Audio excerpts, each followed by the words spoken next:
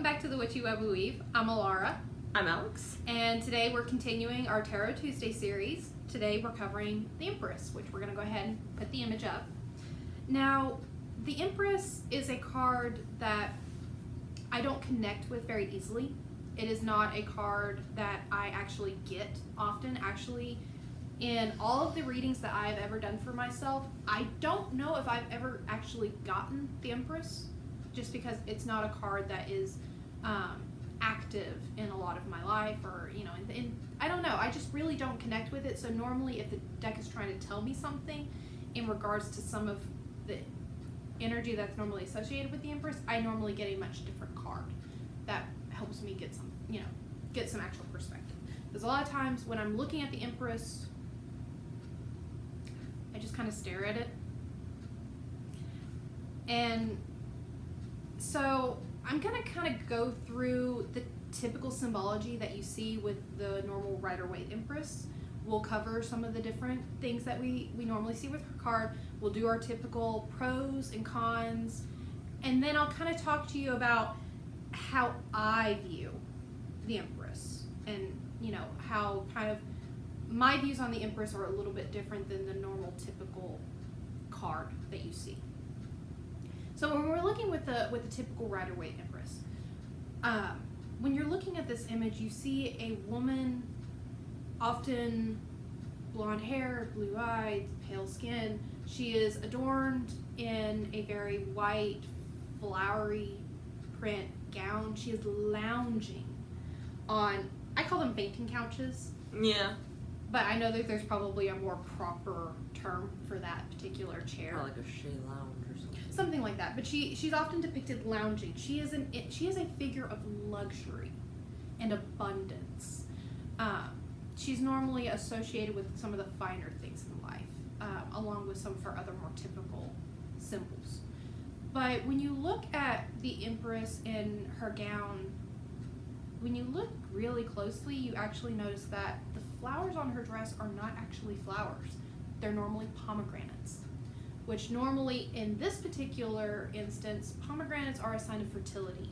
And it's kind of stretching back to remember what I talked to you about before with the High Priestess on pomegranates being associated with, in this case, it's not really hearkening back so much to the idea of the underworld and Persephone, but it's more the other thing that I talked to you about pomegranates possibly being the actual fruit in the Garden of Eden rather than the apple. That's where all that's coming from. When you're also looking at the Empress, a lot of times when you see her, she is lounging kind of out in the open in a field or in a garden. And in a lot of cards that I've seen her, especially in the Rider-Waite,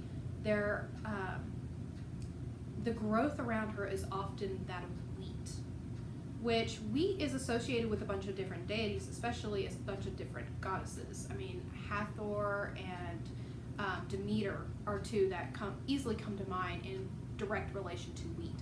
But when we're looking at the idea that wheat is growing around her, it's harkening back to that idea of wheat is all about its growth, but it's all about life-giving. Like, wheat is one of the first and most basic ways that humanity has ever fed itself in a way that has been cultivated other than through livestock or animals. So we're talking about the idea of life-giving wheat that gives grain, that gives bread. So it's that very, very basic, very ancient hearkening of life-giving or life-sustaining, which is a lot of what the typical Empress is all about. She's all about the idea of the beginning of the life cycle. So the birth and the ripening stages specifically. So she's all about motherhood. She's all about fertility. She is also heavily associated with the idea of sexuality and sensuality. But the Empress card is often depicted in a more soft, loving, gentle way. Which actually, a lot of times when you see the Empress card, she is either she's normally depicted pregnant, or she looks like she could be pregnant. Kind of furthering that idea of her being, think of her like the divine womb, kind of like the divine mother. That's kind of what you get when you think of the typical Empress. So one of the other things that kind of ties into the same strain of all about life and the birth of life and all of that, the divine womb and all that crap, is the idea that normally behind her in the typical Rider-Waite, what you see is actually a river flowing past trees. This is often associated with the idea of the river of life. She is the divine thing where all things come from, all things come of her. So, in the typical Rider-Waite symbology, one of the other things that you often see is you see her lounging, you see her in all of her finery, and down by her feet is actually normally a heart-shaped shield with the symbol of Venus on it. The Empress is very, very, very associated with Venus and Aphrodite, which actually Venus is the ruling planet of the Empress, which is ruling planets are in the Tarot Majors is something that I'm going to continue on talking about in a later, much later video. But I wanted to go ahead and state that here and now because it is such a prime, it is such a core concept with some of this card, is that she is, in a lot of ways, a very good embodiment or a very good idea taken from goddesses like that of Venus or Aphrodite. It's that very sensuous, sexual mother love. She is all about nature and love. She is, for heaven's sake, she's out in a garden. She's all about love and nature and all that mess. So oftentimes when you're looking at the Empress, the only way that I can really easily conceptualize her in her kind of original state in this card, the way that it is depicted, is by, and I've heard a lot of people do this, is they associate her very directly with the idea of Mother Nature, of the idea of Gaia, and that concept. Because just talking about the Empress in the other ways, she's considered much more of a concrete female figure, which having a loving, protecting, nurturing mother can be kind of a hard concept for some people, or it can be a very sore shadow point for a lot of people. And one of the reasons why I kind of have issues with the Empress in her most natural state in this way is the fact that a lot of my experiences with femininity specifically are not really a kind of a tribute. Sorry about that. We had to pause because of animals. So you now get the benefit of Puppies on Tarot Tuesday for this one. So this is Al. This one's mine. And then Boo from one of our earlier videos. She's kind of hiding over there. She's kind of hiding right now. They just wanted attention. Yeah. Okay, so where was I? We were talking about moms and how it can be hard. Okay, so and femininity. Yeah. So this card is supposed to be all about like feminine power, femininity, specifically like feminine energy. But a lot of times with this card, I find it really difficult to associate it with because in me looking at this card, often it's not really actually displaying femininity, but it's displaying the idea of female, and that doesn't really jive with me very much because, well, for a lot of different reasons. Okay, for a lot of personal reasons and a lot of how I grew up and the fact that my mom is not really a very good embodiment of the Empress. She is much more of a Queen of Swords type. And actually, I think that for me, a lot of my mother figures are much more Queen of Swords. And actually, that's kind of how I see my matron deity, the Morgan. I see her much more as a Queen of Swords, and that's actually the energy that I resonate much more as a maternal energy. Because it's a very much more of like a very, almost like warlike, like very fierce protection, very fierce energy. There's a solidness to that maternal. The Empress, in some ways, I feel is a little too, I would find the Empress's energy to be a little bit too smothering. So that's why I normally don't do very well with this particular card, along with a bunch of other reasons. But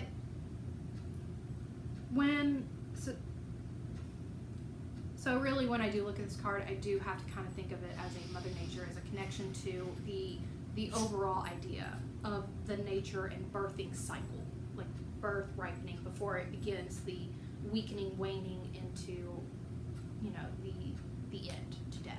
I have to think of it as part of the ultimate cycle of the world and all that mess. Real quick, considering you just brought all that up, I was gonna say when I was looking for art for one of our other videos I was looking for other artwork for Lunasa and something else, Mm-hmm. and I got a lot of Empress artwork like on Pinterest and stuff because she's like in the wheat field Mm-hmm. and she's like sun goddess looking, so Yeah. I can see where all that's kind of associated. That's the thing. It's, for me, the Empress is much more, the energy, I'm sorry, Al is playing with his toy on the floor, and it's actually rather adorable. So that's what if you hear jingling, that's what that is. So for me, with the Empress energy, a lot of it I consider it to be a little too smothering. I consider it to be a little too soft, and it's almost like being sinking into a comforter that's overly plushed, and you keep sinking down and down and down. And for me, that feels claustrophobic to some ways. But the Empress, I kind of have to see her as this. She's all about abundance, and she's about creation, and she, you know, the wheat field and the bread and, you know, the grains of life and all this mess. When, in my own mind, if I created my own Empress card, for me, the Empress, I would associate it much more with a goddess like Inanna or Ishtar, or a much more warrior-like. You know, having that can have that soft mother, but also that hard, very, you know, that backbone feeling. That would be more of an appropriate Empress for me in the way that my mind works. And actually, when I have gone about creating some of my own tarot decks, that's kind of the concept that I normally go a little bit more with, which is actually kind of interesting that in all of that, I find it funny that the Empress has this very soft and warm and kind and very gently cuddly nature, but is based off the idea of Aphrodite, of Venus, which some early depictions of the goddess Aphrodite is as a warrior like Love goddess. and War was kind of... They actually have a name for that particular concept of Aphrodite, which is Aphrodite Aria. I think it's Aeria is how it's spelled. But she was most popular and most commonly followed amongst the Spartans and Cythera, Cythera. Sorry, dyslexia means I have a hard time pronouncing some things sometimes, so it's easier for me to just spell them out so you can try and figure out how you would pronounce it. And I apologize for any time that I ever, my pronunciation is really terrible. Sorry. But yeah, so that kind of aspect of Aphrodite would be a little bit more, because I like that duality in the idea of the Great Mother, of the Empress. I like that idea of there being the balance of the light and the dark, the soft and the hard, you know, the warm and the cold. That works much better with my concept of what the All Mother would be.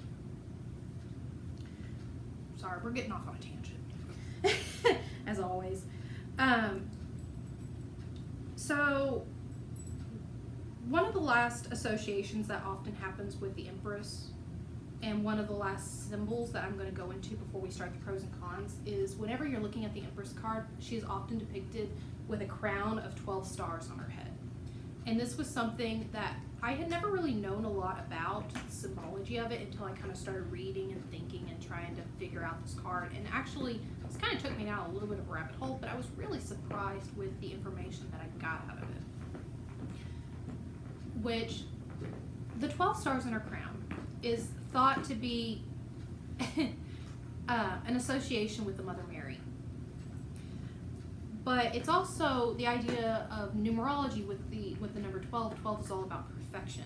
Normally, when you see I think when you normally see depictions of Mary, she's only shown with 11 stars, but it's only until chapter 12 of Revelations, the last book in the Bible, that a woman who is commonly thought to be a reference to Mary is seen as a woman with 12, being adorned by 12 stars. And she is supposed to be the first sign of the end times. And she's supposed to, a woman pregnant in the sky, 12 stars in her crown. She's supposed to be an allusion to the Mother Mary, but also she's supposed to be the concept of she is Israel, or she is supposed to be a representation of the country Israel. So the fact that all of this is kind of a very big thing, and tarot is so heavily reliant and so heavily influences so many other religions, including heavily within Christianity and Kabbalah and things like that.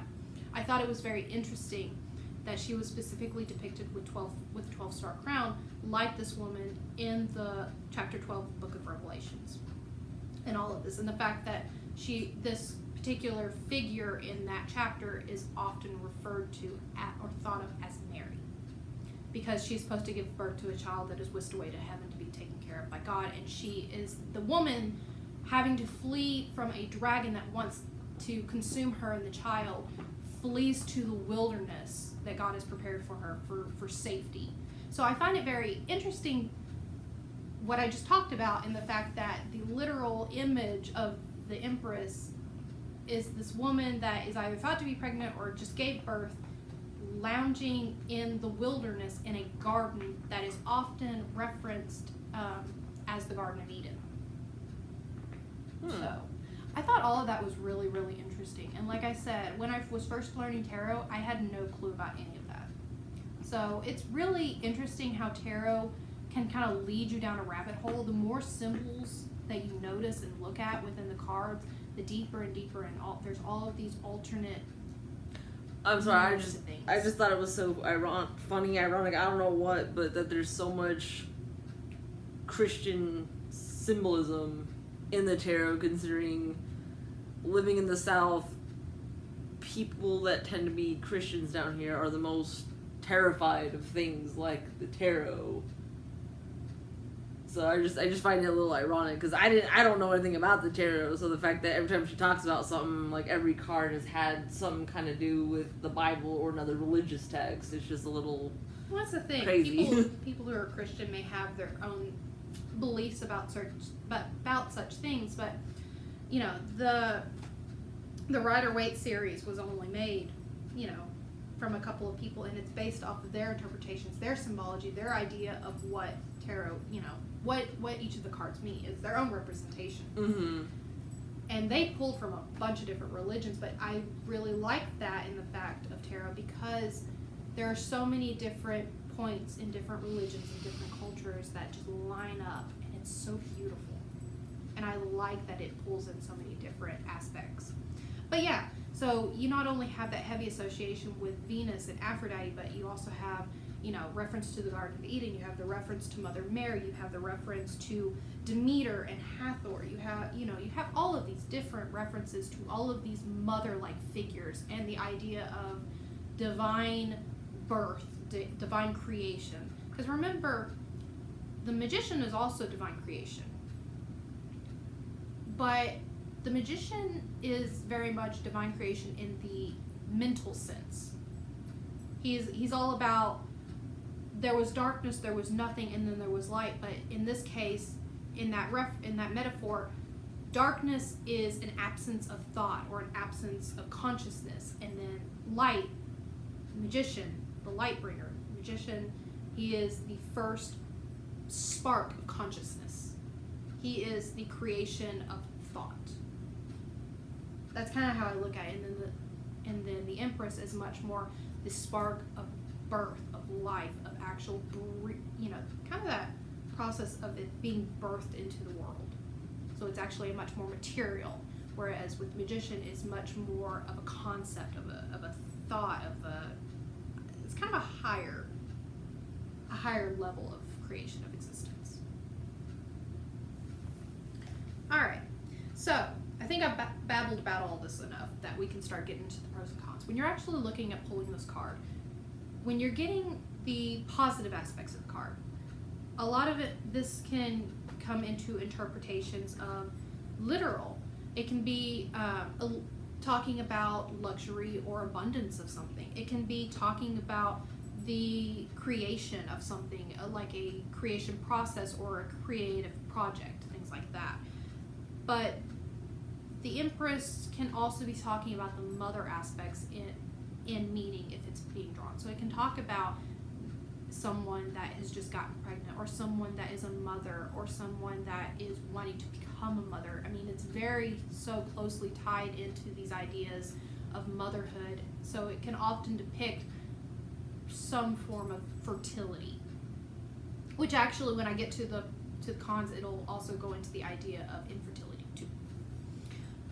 So sometimes with drawing the Empress, this card can be interpreted as talking about someone's sexuality or their feelings of sensuality within themselves, and how they feel about that, or if they have anything really going on in their life that is pertaining specifically to that aspect of themselves.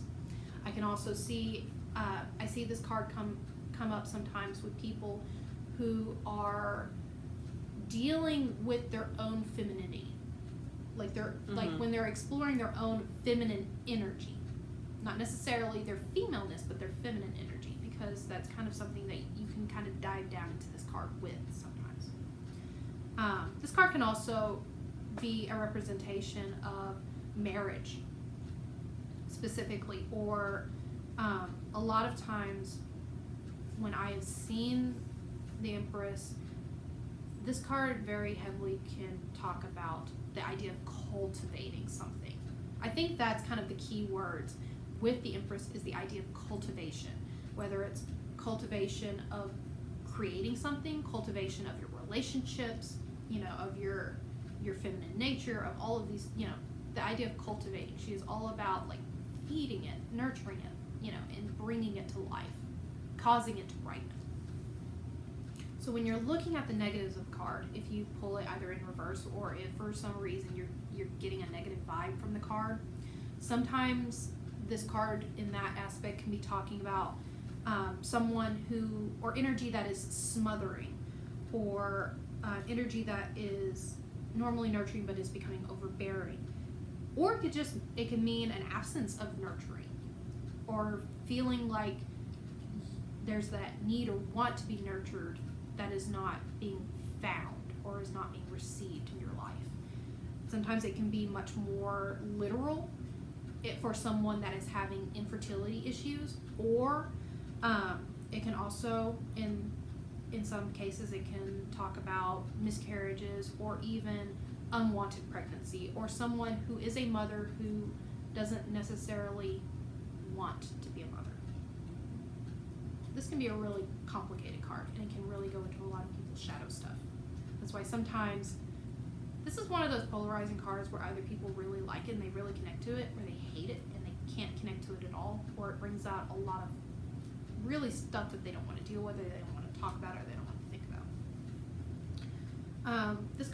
This card in its negative aspect can also refer to the idea of gluttony. It can refer to someone who is being selfish, like literally selfish, or it can be someone that has little care of others, or they are not putting the work into their relationships to nurture those relationships. Which I kind of actually like that aspect of the Empress. Negatively, it can also talk about a blocking creative process, or it can be just a literal, like there is a straining on ties with someone who is a parental figure that has normally been nurturing in your life, but for whatever reason, though, that bond is being strained. Like, this probably would have come up if I had been reading when I was a teenager and I was fighting with my mom a lot. And I was having this great big evolution in how I saw her from as a child to seeing her as an adult. I probably would have gotten the Empress a lot more often in reading, if I was reading for my relationship with her, because that probably would have come up with things like that. So, when we're talking about examples of the typical, when we're talking about examples of the Empress, we're just going to talk about this instead of the typical Empress. We're going to talk about it in the idea of this full concept of the Empress, not just the feminine, gentle, cuddly side of her. One of the key real life people that I think of when I think of the Empress is Beyonce. Like, she is powerful, but she is sensual. She is sexual, but she is a mother. She has that loving, beautiful energy where she can be very nurturing and very inspirational. Like, you can tell that she's put a lot of work into her life to cultivate certain things. And one of the biggest, I think for me as a real life example of a person on, as a figure, I think that Beyonce is a very good representation in some aspects of the Empress and all of her potential qualities when we're thinking positively. Not just the soft, but the hard. You don't get to be someone like her in her life without having that stronger aspect of the Empress, to be able to not only take the luxury and the nurturing, the softness, without having something to back it up. When we're looking at a more, let's say a TV show, in that case, one of my favorite examples of the Empress in a TV show is actually from the show Outlander, which the character is Jenny Murray, which is Jamie's sister. In the show, when you first meet her, she is actually pregnant, so that's one thing. But it's also, she is the head of a household. She is the head of an estate. She is in charge of making sure that the villagers that pay rents to their land are taken care of. She not only has to deal with the raising of children and the taking care of a household and all of the goods and things that come with that, but she is also in charge of making sure that the people that are kind of beholden to that estate are being cared for and taken care of. Even in some aspects of the show, she is showing as having to do little things here and there to try to help the situation of a boy that is being abused by his father, that pays money for their rents and things like that. So she is very gentle. She is very nurturing. She does have a very soft and motherly side. She has a very caring side. But often the side that you see of her can be this very hard, very authoritarian, very more like an actual ruler. And when when push comes to shove and she has someone that she cares for very deeply that is in trouble, she is not afraid to show a warrior-like aspect of the Empress and literally pick up arms, hop on a horse, even though she just gave birth, and ride out to try and help them. So I think she's a very good embodiment of both the very soft, nurturing, caring side, but also the very hard side. She is a very good embodiment of the dark and the light, the hard and the soft, the nurturing and the very strong, protective. So, I'm sorry, this one probably went a little long, but I promise you I'm done now. You But sure? I hope so. But I've covered a bunch of different things with this card, and I think the fact that I don't associate very naturally, I don't connect very naturally with the Empress, that I think this has helped me try to pull in a bunch of different things. So hopefully at some point I said something that struck a chord or resonated in some way with your idea of the Empress, or it was in some ways helpful of trying to bring a more rounded idea to what the Empress could be. But for any of y'all watching, if you have specific associations for the Empress, or if there is something that I missed or something that you think would be a really, something that you've learned from the Empress that you would like to give back or comment about, please leave it in the description below. I would love to hear what y'all's association of the Empress is, or how you view her, or how you see her. And hopefully you listen to my blathering and like me enough that you can stick around in 2 weeks for when I talk about the other side of the coin of the Emperor. Which actually right now I've been minorly inspired by the Empress, so today I'm drinking apple tea in honor of the Cardins. Oh my god, it's so good, especially since this is like the perfect time of year for apple anything, because we're right in between Lunasa and Maven. So I guess I'll go ahead and end it on that note. Thank you so much for sticking in, and I hope you enjoyed. Many blessings to you. Bye.